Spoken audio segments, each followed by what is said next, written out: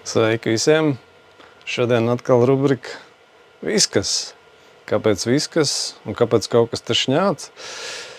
Esmu iegādājies savam mājas ballītēm divas kustīgās galvas. Beams kompānija, Pantera 40. Protams, nav jaunas, lietotas, bet bija iespēja iegādājos.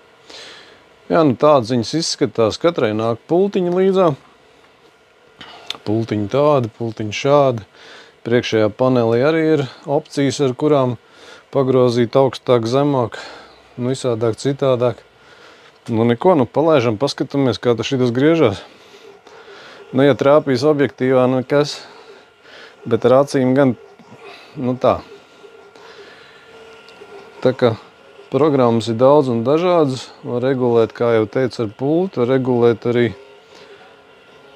var iemaukt strobu, lai midžinās šādas programmas.